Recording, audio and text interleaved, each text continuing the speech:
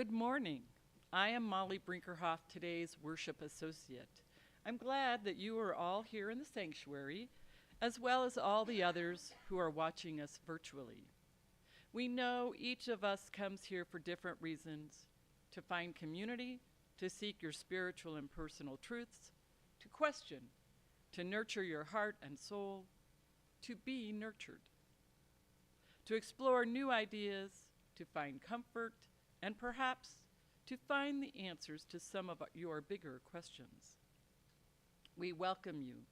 We know you come from different places, different religions, different beliefs, and different backgrounds.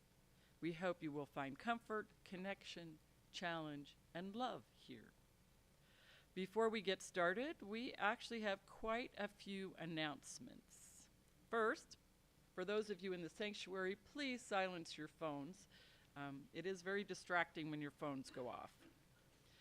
We will be having joys, sorrows, and concerns today, and if you didn't already email them to the worship team, now is the time to put them either in the chat box, or if you're here in the sanctuary, to fill out a little sheet that's there in the back by the entrance.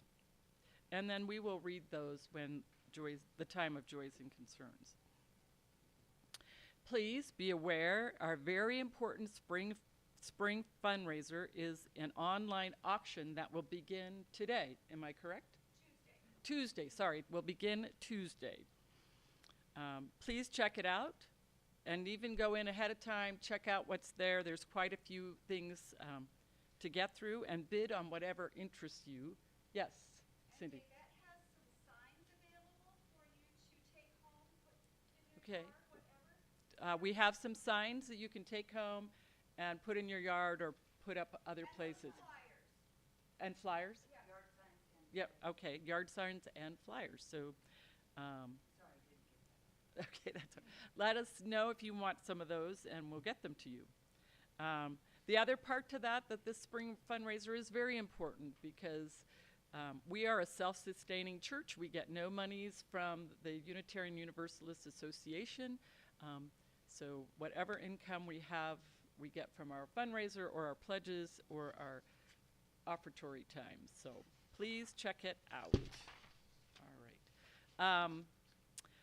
The long-awaited installation of our minister, Reverend Kevin,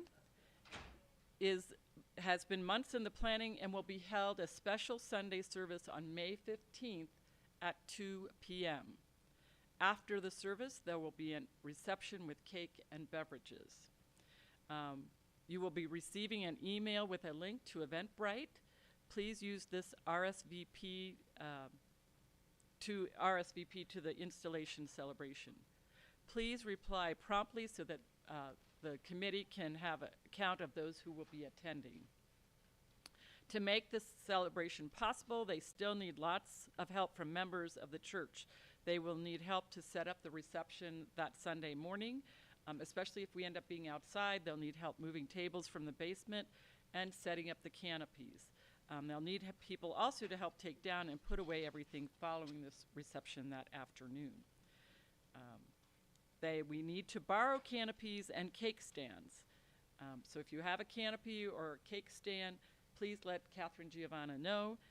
We need people who can bake a loaf or a bundt cake from scratch. If you have any of these or abilities or can help with setup and takedown, please see Catherine, who has sign-up sheets. Catherine, where are those sign-up sheets? So if you're here in the sanctuary, you can go ahead and do that. If you're at home and you're able, just give her a call, correct? Okay. Or email. Actually, emailer would probably be better. The UUCIF Philosophical Society April meeting is planned for this, or is it this Wednesday? April 20th at the church, here at the church at 7 p.m. The topic is political philosophy. We are also having a class called What Moves Us. The next class, this is for adults, will be at 6:30 p.m. on Tuesday, April 19th. The class will be held both in person and at the church building, or in person here at the church, and on Zoom at the same time for those who prefer. For more information, contact Elizabeth Cogliotti, Director of Lifespan Faith Development.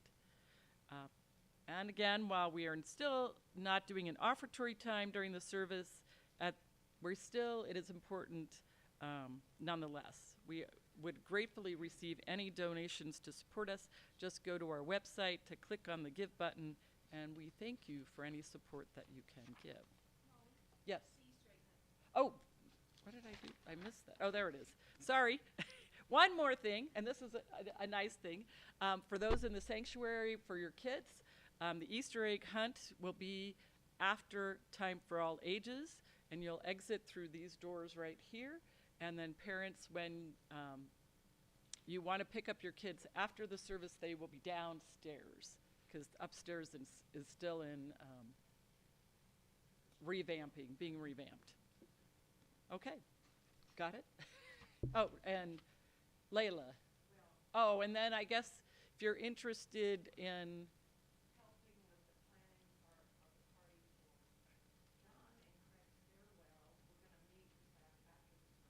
So if you're interested in helping with that, meet up with Layla after the service. Okay, did I miss anything? Any more announcements? Okay. We will now move into the sacred time of worship.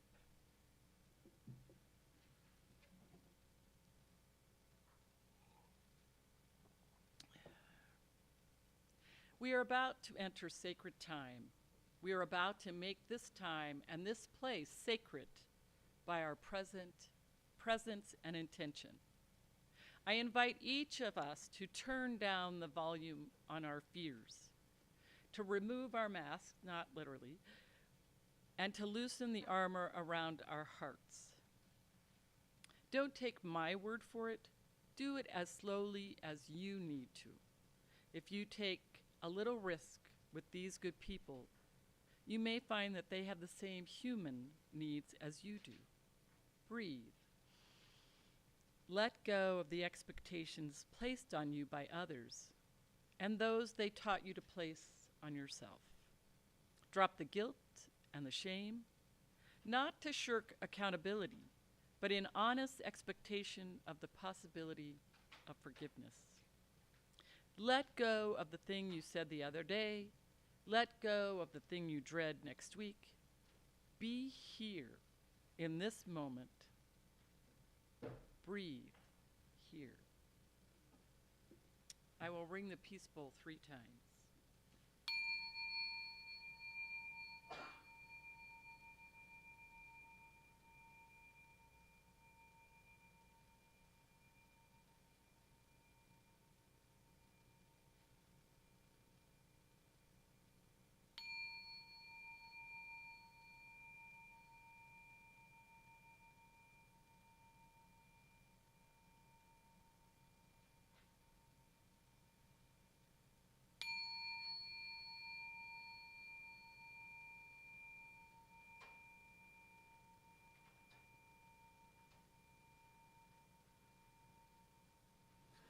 חברים יקרים, השנה אמנם כל אחד מאיתנו חוגג את פסח לבד בבית. אבל התזמורת הפילהרמונית ואני, שמתגעגעים אליכם מאוד, הכנו לכם משהו מיוחד. מקווה שתהנו.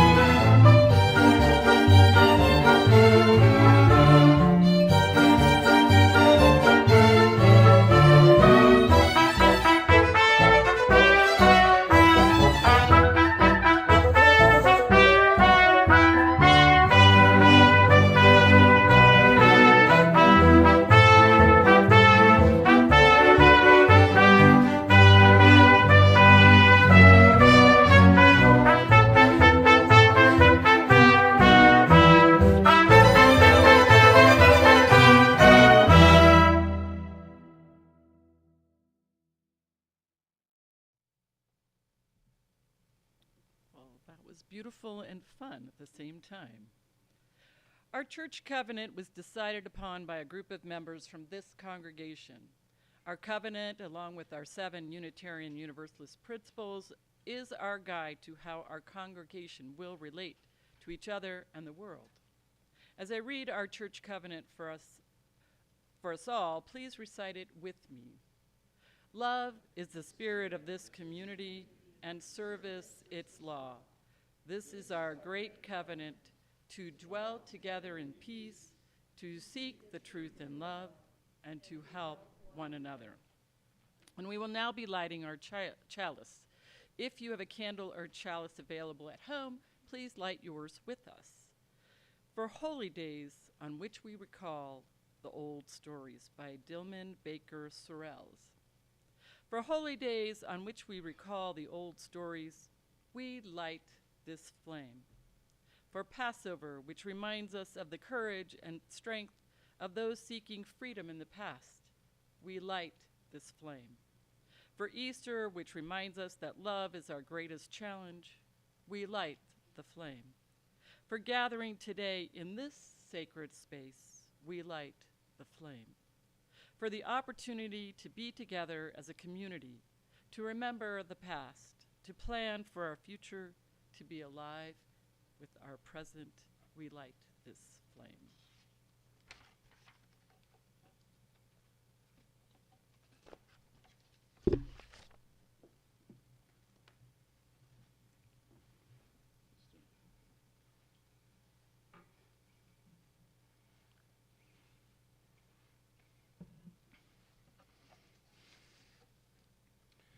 Good morning. We bid you welcome, who come with weary spirit seeking rest, who come with troubles that are too much with you, who come hurt and afraid. We bid you welcome, who come with hope in your heart, who come with anticipation in your step, who come proud and joyous. We bid you welcome, who are seekers of a new faith, who come to probe and explore, who come to learn. We bid you welcome, who enter this hall as a homecoming, who have found here room for your spirit, who find in this people a family. Whoever you are, whatever you are, wherever you are on your journey, we bid you welcome. I invite you to enjoy our opening hymn number 104, When Israel Was in Egypt's Land.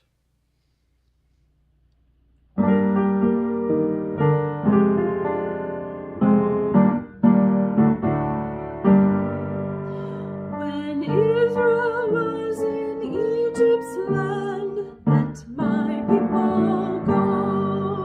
Oppressed so hard they could not stand, let my people go.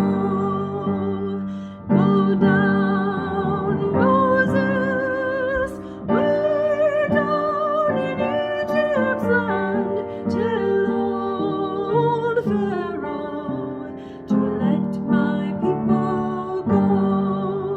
The Lord told Moses what to do, let my people go. To lead the tribe of Israel through, let my people go. Go down, Moses, way down in Egypt's land, tell old Pharaoh to let my people go. For you the cloud shall clear the way, let my people go.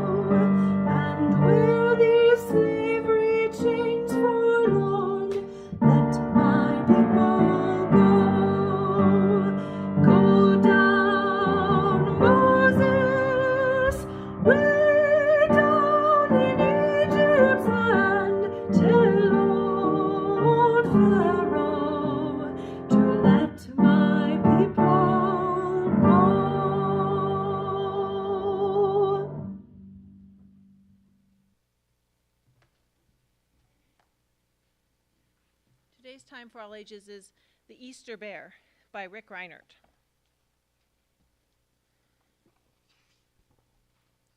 Ted Edward Bear peeked from beneath his warm blanket. He stretched and yawned. He looked at his alarm clock. 1/4 till spring. I wish I could sleep another month. The young bear climbed out of bed and opened the front door. Brr, he shivered as he picked up the morning paper. The bold black headline read, "Rabbits go on strike." "Oh my," muttered Ted. Ted sat at the breakfast table and read the newspaper. Members of the Rabbit Union, Egg Workers Local Number 139, went on strike today. All egg production, coloring, and delivery has stopped. The union leader, Nick the Bunny, was quoted as saying, "Spring always comes after we deliver the Easter eggs. With us rabbits on strike, there won't be any spring this year."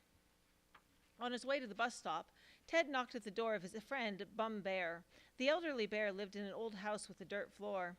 "Good morning, Mr. Bear," said Ted. "Have you heard the terrible news?" "What news?" asked Bum Bear. "The rabbits are on strike," Ted announced. "There won't be any Easter eggs. And without the Easter eggs, spring won't come." Bum Bear smiled. "Don't worry about spring," he said softly. "It will be along directly." Ted felt better. He knew his friend was a very wise bear. Ted Edward Bear worked at the Bureau of Bear Affairs. The Bureau was full of departments and divisions that looked after things bears couldn't do anything about. "It is a perfect government agency," said C. Emery Bear, the head of the Bureau. The other bears at the Bureau were worried. Without spring, there wouldn't be any flowers. Without flowers, the bees couldn't make honey. And without honey, the city of Bearbank would have to shut down. Honey was the bears' main source of energy. Ted Edward Bear walked straight to the chief executive's office. "I would like to talk to you about the rabbit strike," Ted said politely. C. Emery Bear smiled. "That's what I like, a bear who tackles a problem with both paws." "I'm not sure it is a problem," Ted tried to explain. "You see, my friend—" "Of course it isn't a problem," the head of the Bureau interrupted. He looked at the young bear. "I like your attitude." "I'd like to explain," Ted stammered. "Yes, of course," C. Emery interrupted. "Explain later. First we must go talk with those twitchy little rabbits." A crowd came to the Bearport to watch Ted and C. Emery Bear board the airship for Rabbit City. Patty Bear was very proud of her friend Ted. "It's wonderful," she beamed. "The head bear has chosen you for his negotiating committee." Ted looked unhappy. "Yes, but he didn't listen to my theory." "You have a very good chance of becoming an important government bear," Patty scolded. "Don't spoil it with some fur-brained theory from that penniless Bum Bear." Ted sighed. "I suppose you're right." Ted and his boss arrived at the Rabbit City, and went straight to the eggplant. All work had stopped. The leader of the Rabbit Union, Nick the Bunny, pulled a list of demands from his furry pocket. He read in a loud voice, "We rabbits want the following. 1. Rabbits will get a 30% weekly wage increase. 2. The rabbit will be called King of the Beasts." Bear Force 1 returned to Bearbank. "It is outrageous," thundered C. Emery Bear. "A rabbit can't be King of the Beasts." Reporters crowded around the chief executive. One asked, "But what about spring?" C. Emery Bear thought for a moment. "If the rabbits won't deliver the eggs, we bears will." The television reporters then turned to Ted. "What do you think?" they asked. "Well," said Ted, "my friend says spring will be along directly, without the eggs." The bears looked at Ted and laughed. At Grizzly University, the reporters interviewed Dr. Werner von Baer. He was Bearbank's most respected professor. He said, "There is evidence the Earth has gone through several ice ages, times when there was no spring or summer. We have always wondered what caused these ice ages. Now we know. These were times in the Earth's history when the bunnies were on strike." C. Emery Bear ordered the bears into action. "This will be a crash program," he announced. "We bears will pitch in and save the world from an ice age." They cooked eggs, they painted eggs, and they... Oops! There's a broken egg all over the bear's head. Ted went to Bum Bear's house. "I've come to apologize," said Ted. "Everybody in Bearbank is laughing at us." "It doesn't matter if other bears laugh," said his friend. "Not as long as we are right." Ted looked sad. "But they say spring won't come." The older bear smiled. "Come in." Ted entered the humble home. It was warm inside. He looked down. The dirt floor had a beautiful carpet of flowers. "I plant them every year," said the wise old bear. "If the flowers are growing, then spring is coming," Ted babbled excitedly. "That's right. You can go back and tell your friends there's nothing to worry about." Ted dashed to the Bureau of Bear Affairs. The rabbits were now picketing the government office. They pointed at Ted and laughed. "There's the bear who says spring will come without our eggs." Patty Bear was tearful. "Everybody in Bearbank is laughing at you," she cried. "But I have the solution," Ted said happily. "If I could just speak to the rabbits, I think we could settle the strike." Marie Bear glanced at the picketing rabbits. "Humph," he grumped. "Maybe those fumble bunnies will listen to you, but don't start any more fur-brained foolishness." "No, sir," said Ted with a smile. Giggling bears and laughing rabbits gathered as Ted Edward Bear prepared to speak. "Rabbits don't bring spring," Ted said. "Neither do bears. Rabbits and bears bring gifts which warm the hearts of children all over the world, but it is the warmth of sun that brings spring." The rabbits and the bears looked doubtful. Ted pointed toward the rear of the crowd. "Spring is already here," he smiled. The rabbits and the bears turned to look. There stood Bum Bear with the biggest bouquet of spring flowers they had ever seen. "I guess the rabbit can't be king of the beasts," muttered Nick the bunny. "Rabbits bring happiness to children," Ted said. "That's more than any king could ever do. You are better than kings." The bunny smiled proudly. "Better than kings?" Nick the bunny looked at the smiling rabbits. "In that case, we'll just forget about the strike and go back to work." The rabbits, with years of experience, speed, and organization, pitched in to help the bears. Within hours, Easter eggs were on the way to children all over the world. The end.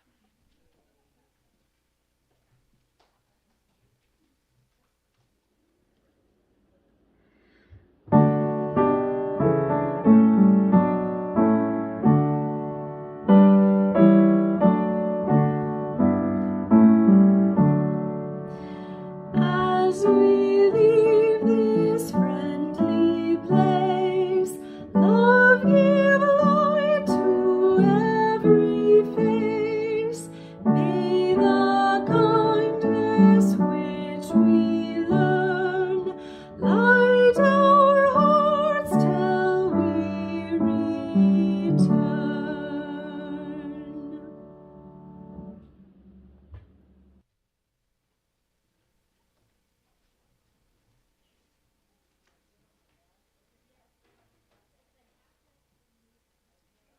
It's kind of fun having all those kids here today.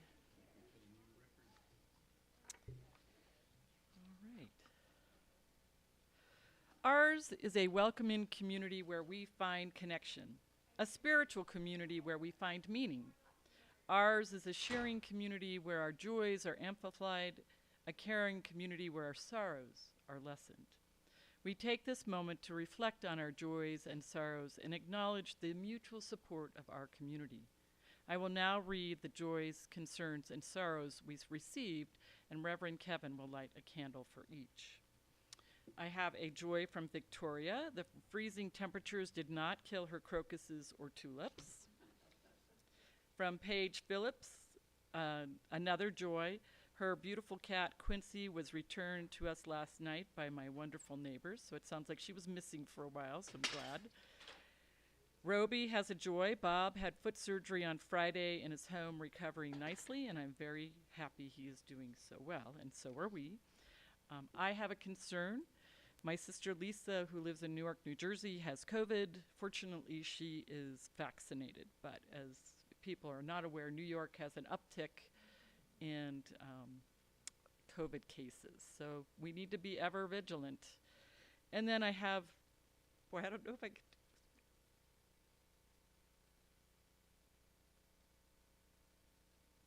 A sorrow from Liz Marston, who is a good friend of mine, and so was her mother. Liz, if you don't know her, was a former board president. Her mother passed away last week unexpectedly.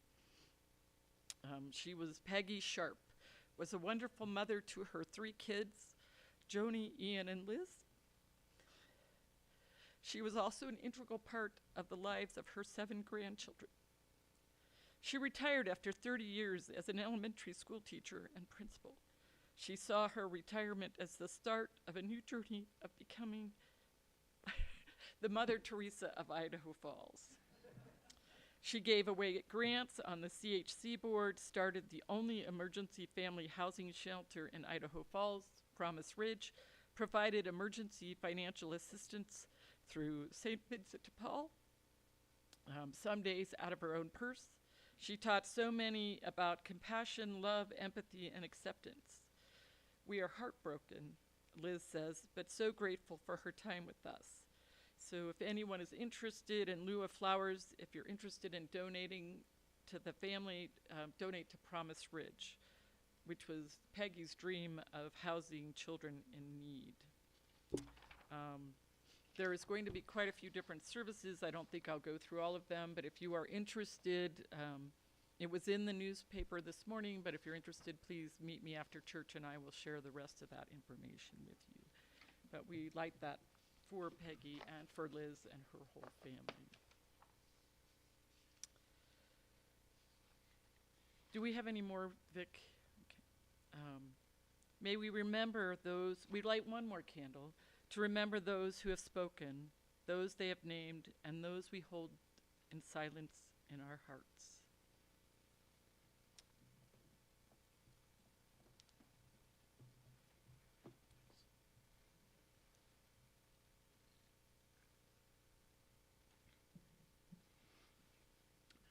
Our reading this morning comes from the book After Jesus, Before Christianity by Aaron Verencombe, Brandon Scott, and Hal Tausig for the West Star Christianity Seminar. The master narrative of Christianity has been the traditional way in which history was read backwards. It refers to the conventional story of early Christianity, the notion that the origins of Christianity are settled in need of no new data. This big story is stuck in our heads, not as fact and despite our often knowing better. Here is the basic outline of the master narrative. Jesus came down from heaven to establish the Christian church. He was a fantastic person whose birth marked the beginning of civilizations. He taught the truth and did God-sized things. He handed on his complete teachings to his most loyal followers, the apostles. These apostles then relayed correctly to the bishops of the early churches all the great things that Jesus said and did. These first bishops correctly passed down Jesus' teachings and magnificent deeds to the next 2+ centuries of bishops. The faithful line of bishops summarized perfectly Jesus' teachings and acts in the 4th century Nicene Creed, which carried the full truth and authority to the 21st century. As the Christianity Seminar patiently examined the available evidence, the idea that the master narrative's assumption that Christianity acted as a unified, continuous early tradition in unbroken line, representing a single truth, made little sense. That is why members of the seminar questioned and ultimately rejected the master narrative of Christianity's birth. Much new research points to multiple and different stories of Jesus peoples, not Christians, in the first 2 centuries. The seminar's work on these first 2 centuries resembles not a predestined master story, but more a set of mosaic tiles in the process of being pieced together. Many pieces are still missing, and at times some pieces pop into unexpected places. More accurately, these vibrant, many-shaped tiles work to create not one story, but many. The picture of the Jesus peoples in the first 2 centuries ends up more like the view inside a kaleidoscope, the tiles shifting and the picture changing with each turn of the cylinder.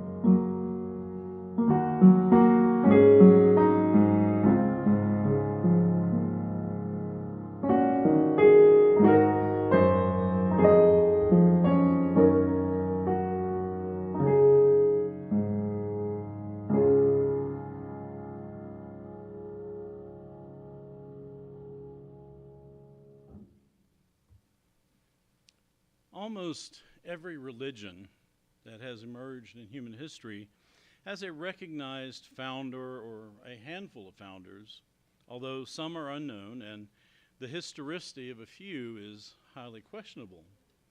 There's strong evidence, for example, that the Buddha, Muhammad, and Confucius existed.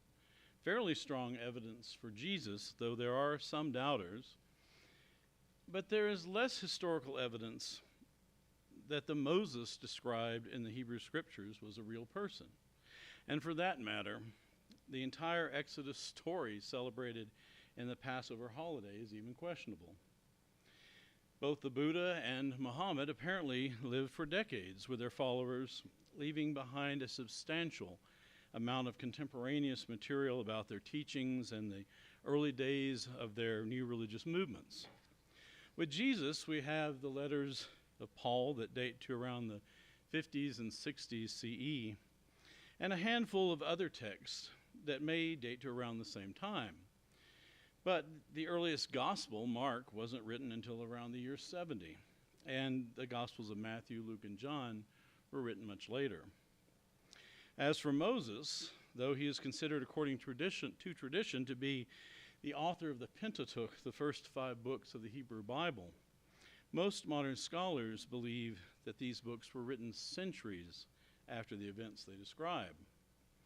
But no matter how much we know or don't know about the founders of these great religious traditions, one thing we can say with certainty is that all of them are dead.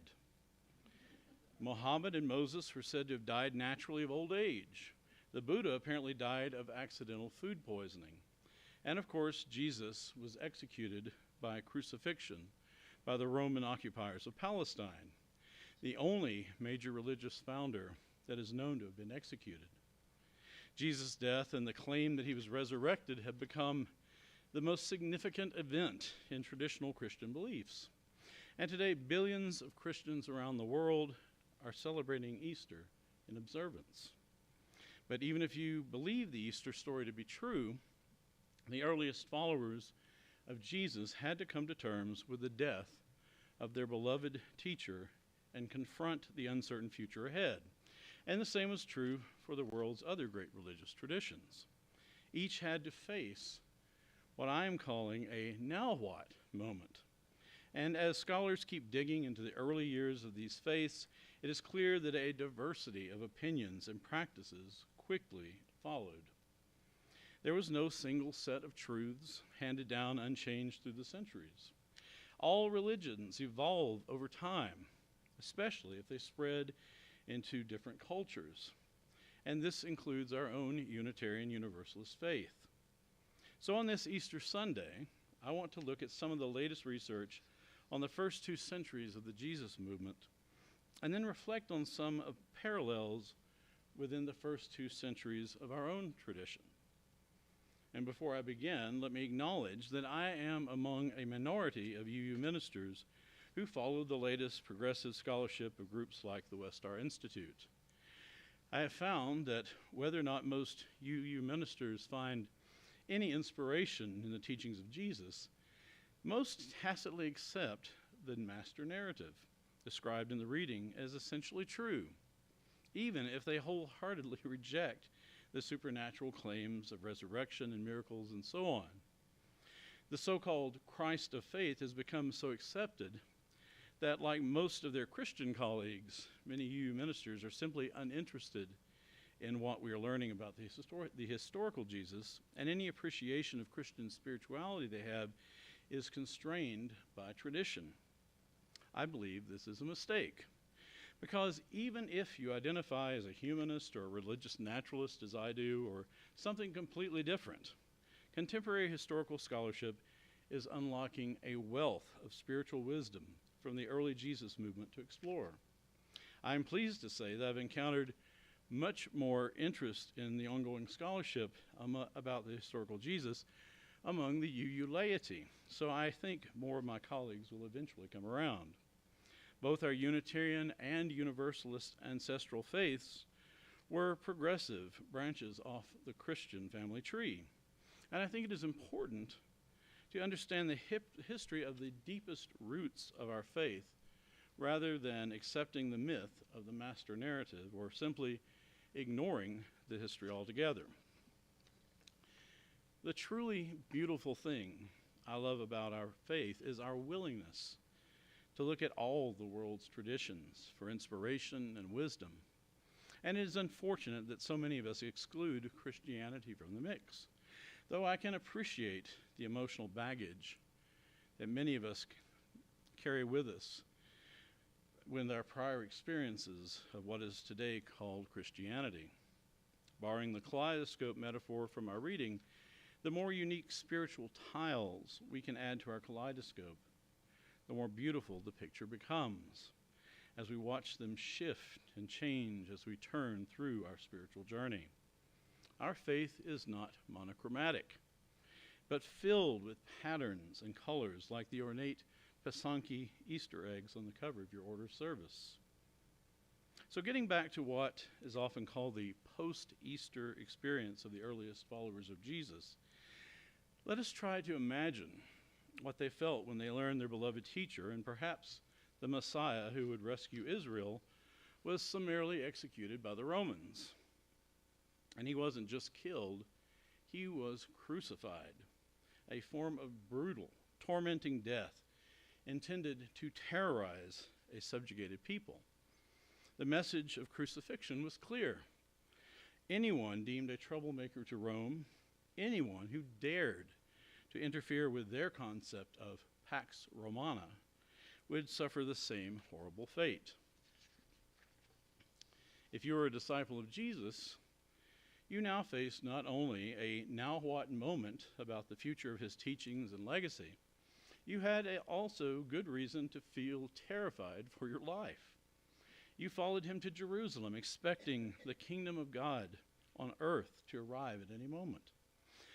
And instead, the one in whom you had invested all your hopes and dreams was nailed to a cross, like so many others, and you could be next. And as we know, many followers of Jesus would indeed meet the brutality of Roman persecution in the centuries that followed, including a few of the apostles who were also crucified. In 2013, around 65 scholars associated with the Westar Institute, best known as the home of the Jesus Seminar, began a nearly decade-long project known as the Christianity Seminar, which focused on the first 2 centuries of the early church. The reading this morning was an excerpt from the book After Jesus, Before Christianity, which summarizes their findings. One of their immediate observations was that the accepted master narrative of how Christianity came to be did not represent anything that could be inferred from historical research, but instead represented more recent forms of Christianity that were viewed as more orthodox, projected backwards into the narrative. Anything that agreed with the proper beliefs was viewed favorably, and anything that didn't fit preconceived notions was rejected as heresy. As a result, much of the experimentation and diversity of the Jesus movements in the early decades simply disappeared from the narrative. But taking a forward-looking approach in their analysis of evidence from a wide variety of sources, it became apparent to the scholars that for the first 2 centuries, if you were looking for something you would recognize as Christianity in places like Rome, Athens, Antioch, or any town or hamlet around the Mediterranean, you would be sorely disappointed. Even the name Christian was virtually unknown. It would take a couple of additional centuries for something more recognizable as medieval or modern Christianity to emerge. Instead, quoting the scholar's report, this groundbreaking holistic approach yielded incredible and surprising results. The discoveries we encountered showed us, among other things, a world of Roman violence, the emergence of new genders and forms of family, and in Israel, both creative and traumatized. There is so much material published already that it would be impossible to discuss it this morning beyond a superficial level, but there are a few important findings I would like to highlight. Foremost is the discovery that almost immediately after the crucifixion, lots of small Jesus groups coalesced, each with unique ideas and beliefs, and each lacking anything approaching a strong organizational structure. The common challenge for all of them was trying to negotiate living in an empire of God despite the harsh reality of the empire of Rome. There was no New Testament in the first 2 centuries, nor much of anything written beyond the Hebrew scriptures and a handful of gospel accounts and a few letters like those of Paul. Most people were illiterate anyway, so those who could read often read what was available publicly to their group. More often, their gatherings were more like supper clubs, with a group sharing a common meal and breaking into lively discussions and debates. Despite the best efforts of some of the early church leaders to promote a more consistent understanding of Jesus' teachings, a diversity of interpretations developed throughout the Mediterranean region. The post-Easter Jesus came in many flavors. Another important finding was that these Jesus groups practiced communal living and unconventional family structures that often rejected traditional marriage, male-female dichotomies, and gender roles. Even gender identity became fluid, since they often saw themselves as neither male nor female, and they rejected the Roman idea that females were simply imperfect males. It was not uncommon for women in the Jesus groups to dress as men and to cut their hair in men's hairstyles. So much for the traditional family values that so-called Christian politicians claim as the foundation for their anti-transgender and don't say gay laws being rolled out in many states, including Idaho. To paraphrase a line from a Dennis Hopper movie, some of these Jesus communes would make the 60s look like the 50s.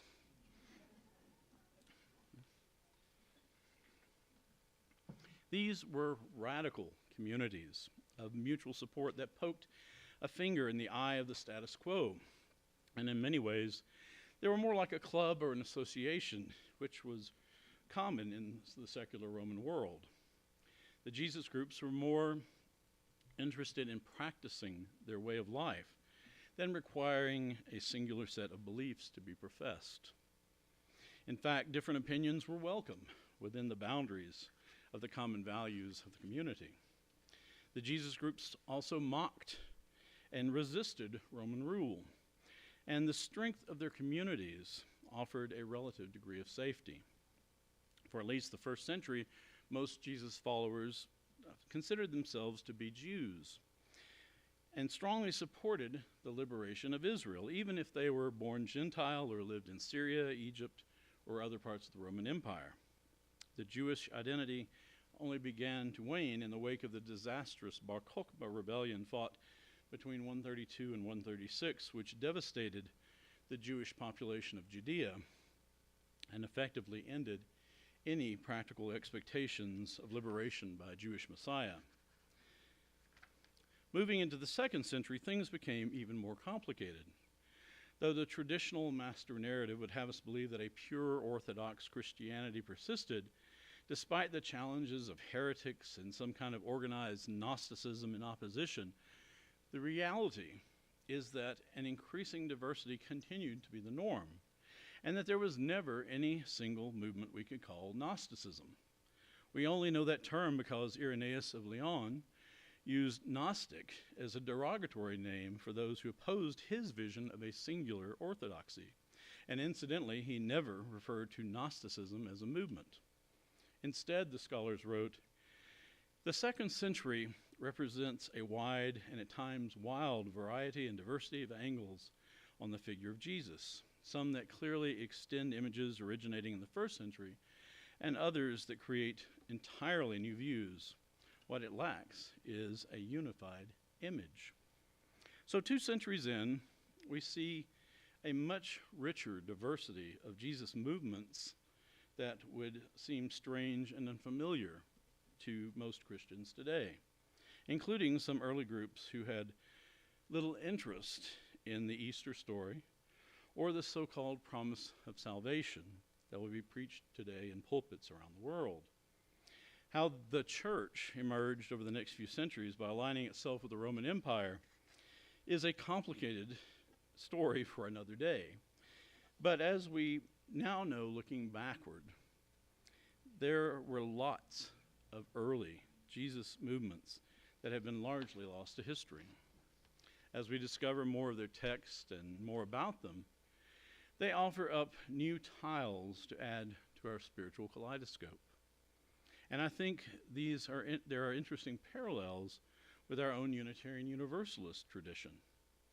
The Universalist Church of America was founded in 1793, and the American Unitarian Association was founded in 1825.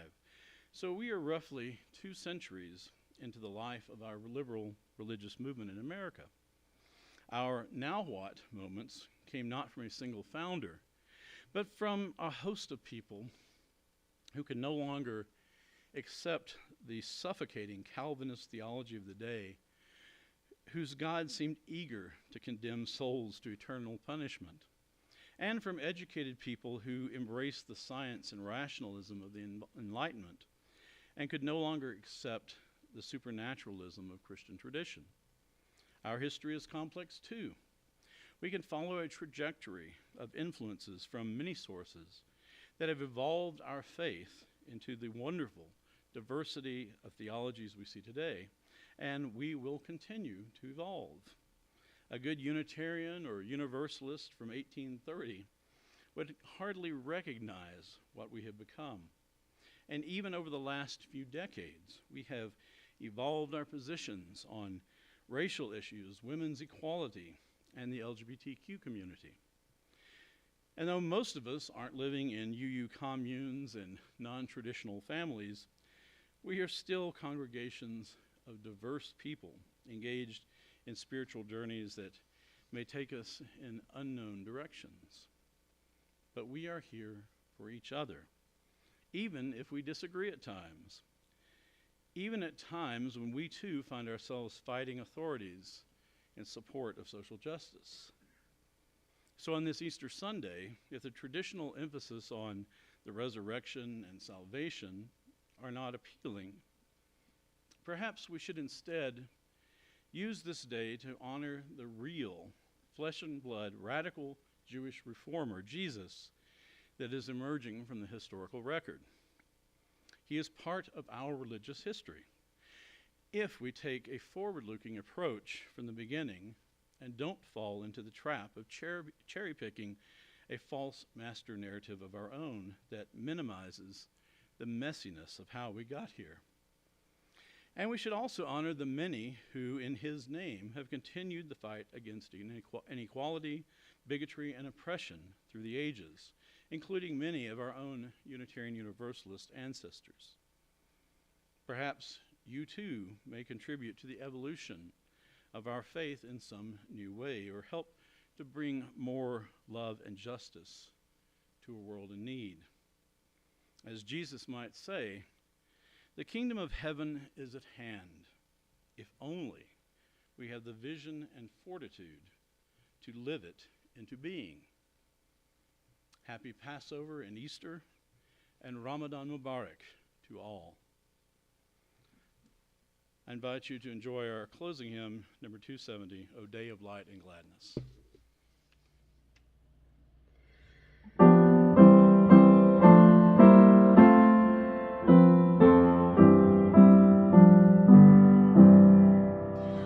O day of light and gladness, of prophecy and song, what thoughts within us waken, what hallowed memories throng. The soul's horizon widens, past, present, future blend, and rises on our vision the life that has no end. Earth feels the seasons' joyance, from mountain range to sea. The tides of life are flowing, fresh, manifold, and free. In valley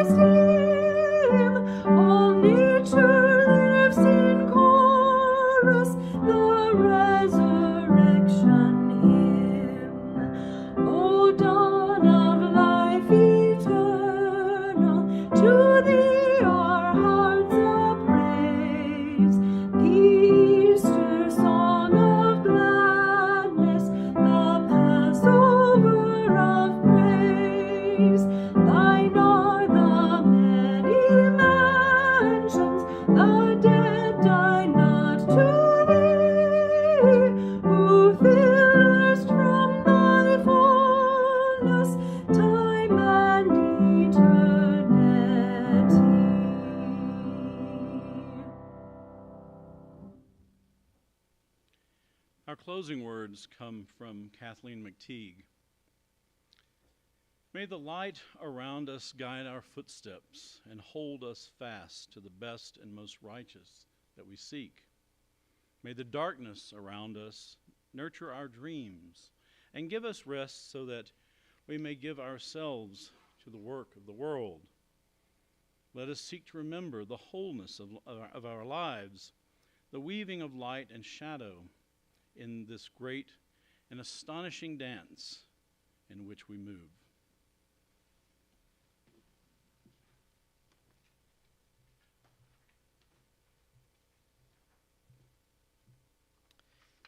We will now extinguish our chalice with the following words. Please join me.